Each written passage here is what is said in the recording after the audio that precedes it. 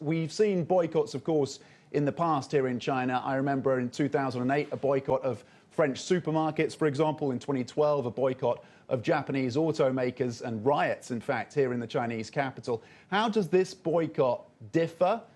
What are the similarities, potentially, and how damaging do you think it will be ultimately? Well, I mean, we have, as you said, seen many of these boycotts. I remember in 1993 already when Shell was boycotted because of the submarine sales to Taiwan from the Dutch government.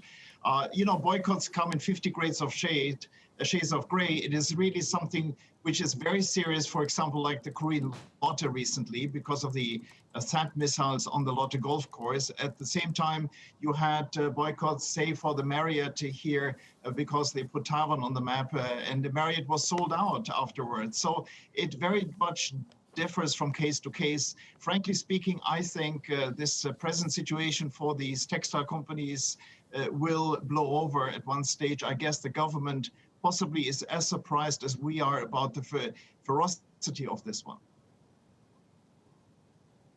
Joerg, is there a course of action that these companies can take to mitigate the risks, or is this the new normal? I mean, we are between a rock and a hard place. We have actually put this up as a topic towards the Chinese government already in September last year in our position paper, where we actually drew the attention of the government that our companies are in an impossible situation. On the one hand, of course, they have to follow the corporate guidelines, the compliance issue, the global compact guidelines that they signed up with. At the same time, of course, they're here in a highly politicized environment. So how to avoid this? It is hard to avoid this. You possibly have to really tune your communication skills to be as less obvious about situations. I mean, to the point where actually you really have to just let it happen, lay low, and see when it's blowing over and then come back again. I mean, most of the companies I know actually had excellent business afterwards again. The Chinese customers love European products and brands. So I guess for the textile, it will be the same, in particular in view of the Olympics in February next year. David here, do you think that does it change the longer term outlook in terms of, because there's nothing you can do about investment that's already in FDI, that's sunk cost. What about future FDI? Do you think that affects that? Well, the interesting thing is that most of these companies that have been hit so far, be it Marriott, be it these textile companies, actually have very little investment here. It hits companies that actually source a lot of materials from China, so actually it jeopardizes Chinese jobs. The FDI into concrete and steel is actually ongoing, given the fact that China stands for 30% of global growth over the next 10 years, so you better be here.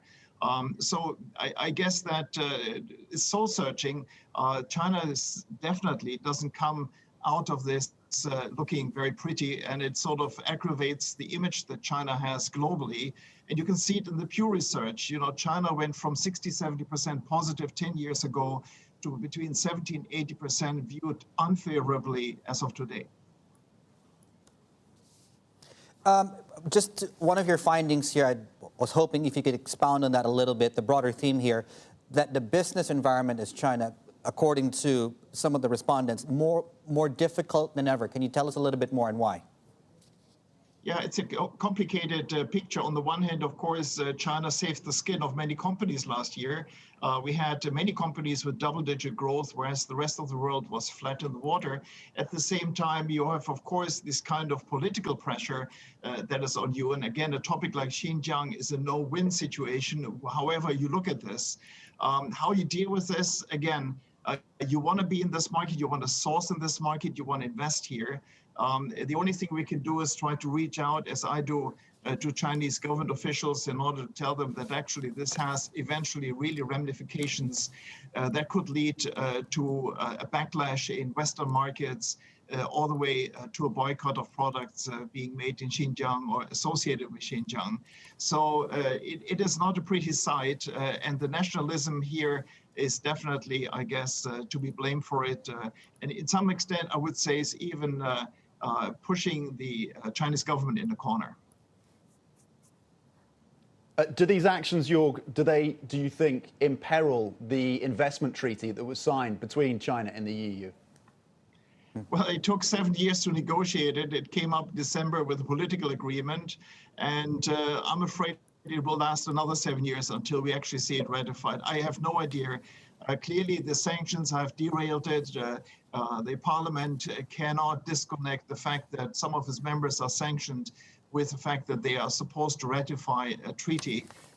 So I don't know. It's again, it might be some other 7 biblical years of drought. And through your regular, I would imagine, engagements with government officials, what have you heard as far as a lot of the issues that we just laid out here? Well, very interesting. Last week, after the sanctions became public, I was in the province of Hubei, and the party secretary of Hubei made a point of positioning me next to him, and all the others were far down the table. I met all the top guys, so there was no downgrading of European business. And, you know, the prime minister made a point of visiting European companies last week. I think the Chinese government is trying to compartmentalize the issue, hitting on NGOs, public opinion leaders in Europe, at the same time still courting and rolling out red carpet for European business. Now, if you ask me how H&M, Adidas, and the others, and Nike fit into this, I don't know. I guess, frankly, it is really an overblown issue, and I hope that it's going to fade away rather sooner than later.